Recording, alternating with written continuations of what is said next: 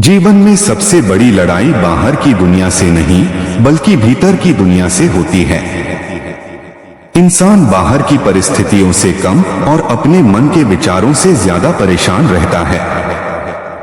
यही कारण है कि कहा गया है, मन के हारे हार है, मन के जीते जीत। आज के समय में इंसान का सबसे बड़ा दुश्मन कोई बाहरी शत्रु नहीं बल्कि उसकी अपनी सोच है। बार बार सोचने की आदत, जिसे हम ओवरथिंकिंग कहते हैं, मनुष्य को थका देती है, उसकी ऊर्जा को नष्ट कर देती है और जीवन को दुहकों के चक्र में बांध देती है। ओवरथिंकिंग क्या है? ओवरथिंकिंग का मतलब है किसी एक परिस्थिति, व्यक्ति या घटना के बारे में बार बार सोचना, उसका विश्लेषण करते रहना, कल्पनाएं करना और भविष्य की अनिश्चितता में खो जाना। यह मन की ऐसी स्थिति है जहां इंसान वर्तमान क्षण को खो देता है और एक ही विचार के जाल में फंसा रहता है। यह वैसा ही है जैसे कोई पक्षी खुले आकाश में उड़ सकता है, लेकिन पिंजरे में बंद होकर सिर्फ पंख फड़फड़ाता है। हमारे विचार हमें आजाद करने के लिए बने हैं, लेकिन जब वे नियंत्रण से बाहर हो जाते हैं तो वही विचार हमें कैद कर देते हैं। ओवरथिंकिंग की समस्या क्या होती है? मनुष्य का मन कभी स्थिर नहीं रहता। वह हर समय काम करता है, जैसे नदी निरंतर बहती रहती है।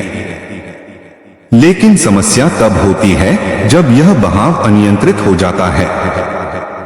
ओवरथिंकिंग के कई कारण हैं। एक, भविष्य की चिंता, अगर ऐसा हुआ तो क्या होगा? अगर असफल हो गया तो क्या होगा? 2, अतीत की पकड़, मैंने ऐसा क्यों किया? काश मैं वैसा करता। 3, अनिश्चितता का डर, परिणाम क्या होगा? लोग क्या सोचेंगे? 4, परिपूर्णता की चाह, सब कुछ परफेक्ट हो तभी मैं संतुष्ट हो पाऊंगा। 5, आत्मविश्वास की कमी, खुद पर भरोसा न होना कि मैं सही फैसला कर पाऊंगा। ओवरथिंकिंग के नुकसान। ओवरथिंकिंग न केवल मानसिक शांति को छीन लेता है बल्कि यह शारीरिक और आध्यात्मिक स्वास्थ्य को भी बिगाड़ देता है।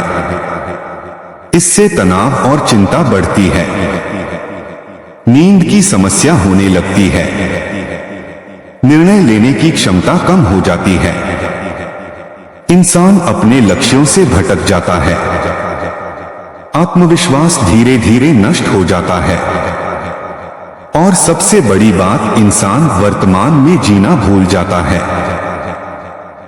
यह वैसा ही है जैसे कोई इंसान खेत में बीज बोने के बाद बार बार उसे खोदकर देखता है कि पौधा निकला या नहीं। परिणाम यह होता है कि बीज अंकुरित ही नहीं हो पाता। मन का जाल। मन एक मकड़ी के जाले की तरह है।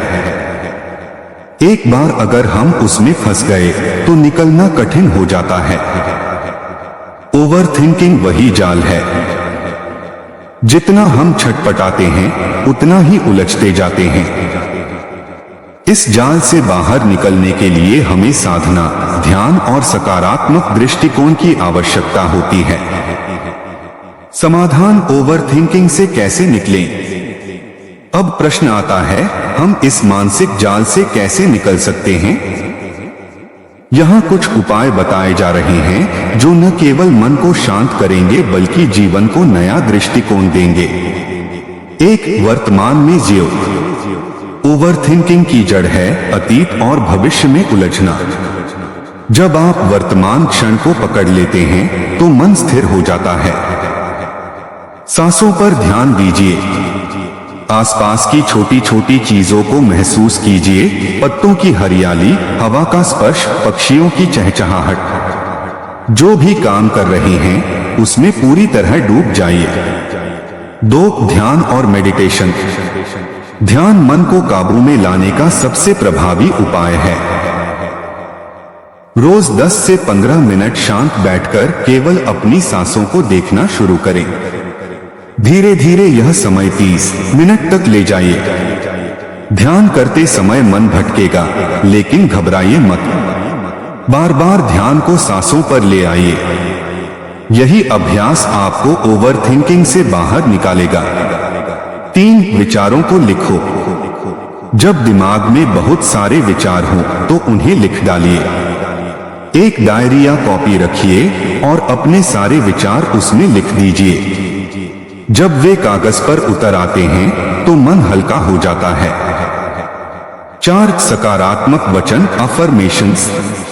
अपने आप से रोज यह कहें, मैं शांत हूं, मैं वर्तमान में जीता हूं, मेरा मन मेरा सेवक है, मालिक नहीं।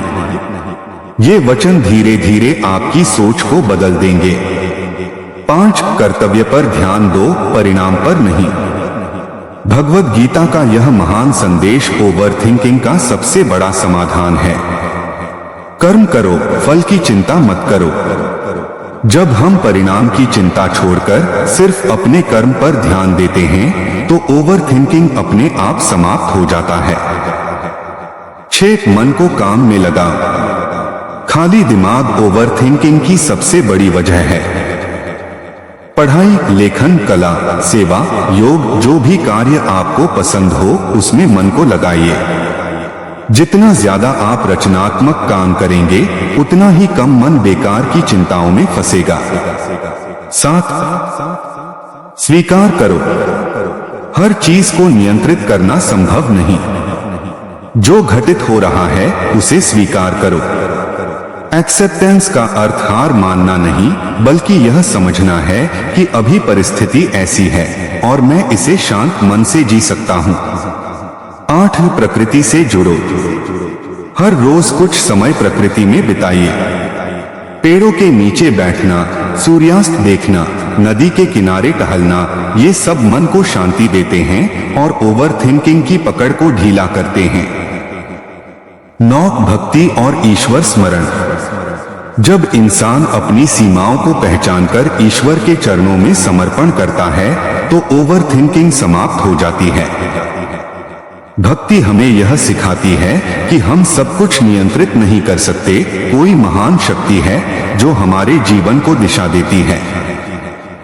भगवान का नाम जपना, भजन सुनना, मंदिर जाना, ये सब मन को गहराई से शांत करते हैं। 10 आत्मज्ञान। जब इंसान समझ लेता है कि वह अपने विचारों से अलग है तब ओवरथिंकिंग की जड़ कट जाती है। आप शरीर नहीं हैं, आप मन नहीं हैं, आप आत्मा हैं। विचार आते जाते हैं लेकिन आप साक्षी हैं। साक्षी भाव में रहकर विचारों को देखिए, धीरे धीरे वे अपनी शक्ति खो देंगे। ओवरथिंकिंग का भ्रम। ओवरथिंकिंग एक ऐसा भ्रम है जिसमें इंसान को लगता है कि ज्यादा सोचने से वह हर समस्या का हल निकाल लेगा। लेकिन सच यह है कि अधिक सोच विचार से हल नहीं निकलता, बल्कि मन और उलझ जाता है।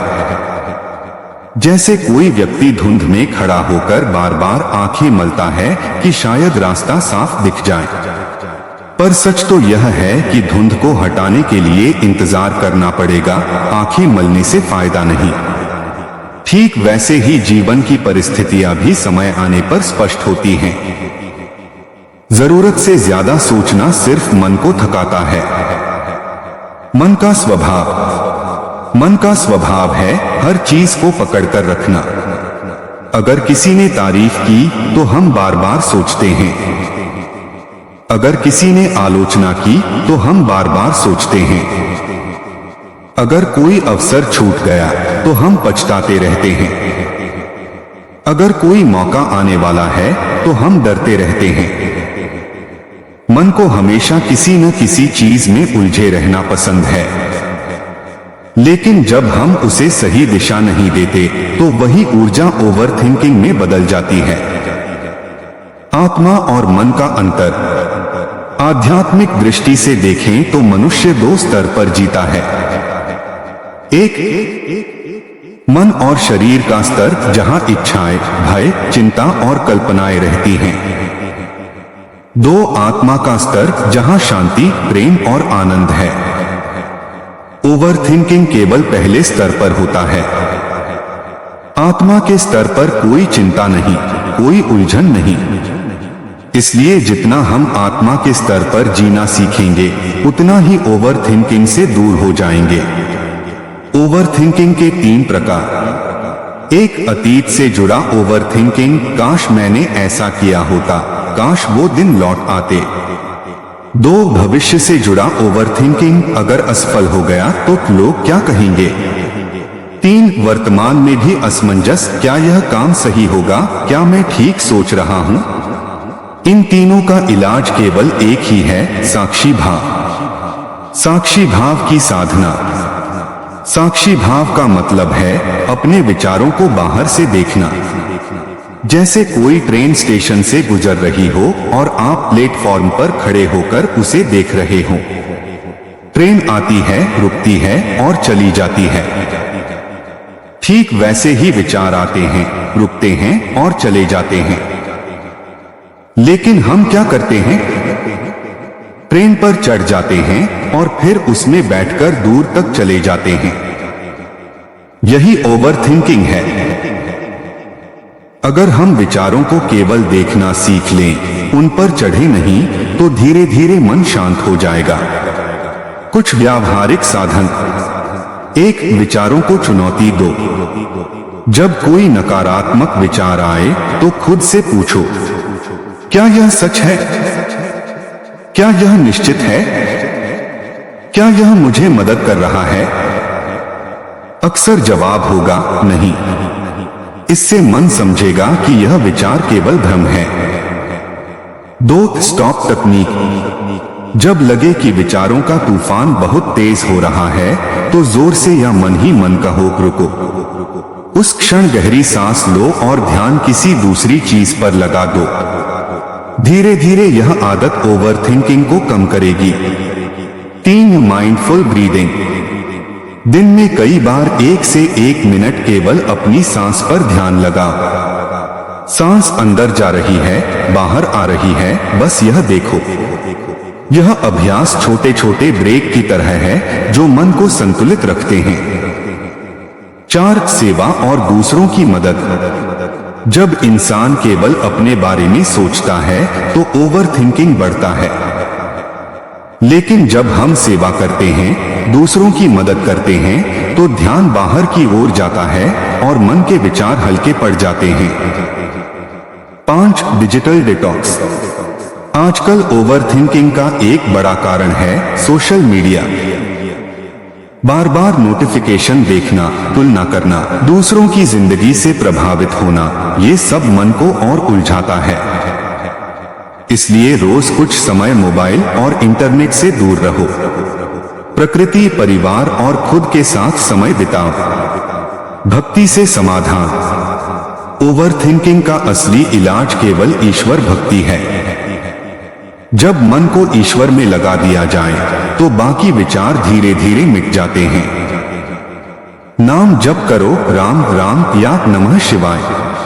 भजन सुनो, गीता, रामायण या उपनिषद पढ़ो। ये सब मन को पवित्र करते हैं और ओवरथिंकिंग की जकड़न से बाहर निकालते हैं। गीता का संदेश। भगवान कृष्ण ने अर्जुन से कहा था, तुम्हारा अधिकार केवल कर्म करने में है, फल में कभी नहीं। यहां फल की चिंता ही ओवरथिंकिंग है। अगर हम केवल अपने कर्तव्य को निभाएं और परिणाम को भगवान पर छोड़ दें तो मन कभी उलझेगा ही नहीं।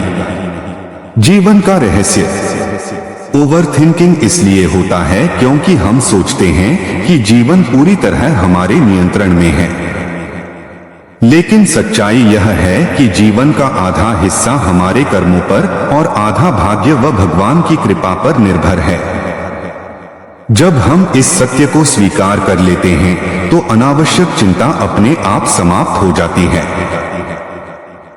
एक प्रेरणादायी उदाहरण। एक साधु नदी के किनारे बैठे थे। एक शिष्य ने उनसे पूछा, गुरुदेव, मेरा मन बहुत अशांत रहता है, हर समय सोचता रहता हूं, क्या करूं? साधु ने मुस्कुराकर कहा, तुम्हें अपने मन को ऐसे देखना है जैसे नदी को देखते हो। नदी बहती है लेकिन तुम किनारे पर बैठे हो। अगर तुम नदी में कूद जाओगे तो बह जाओगे, लेकिन अगर किनारे पर रहोगे तो दृश्य का आनंद लोगे। शिष्य समझ गया कि उसे अपने विचारों में बहना नहीं है, बल्कि उन्हें किनारे से देखना है। निष्कर्ष, ओवरथिंकिंग का जाल तभी टूटेगा जब हम वर्तमान में जीना सीखें, विचारों को पकड़ना छोड़ दें, ध्यान, भक्ति और सेवा को जीवन में शामिल करें, और सबसे जरूरी, खुद को आत्मा के स्तर पर पहचानें। मन का जाल तभी कटेगा जब हम मन के मालिक बने, उसके गुलाम नहीं।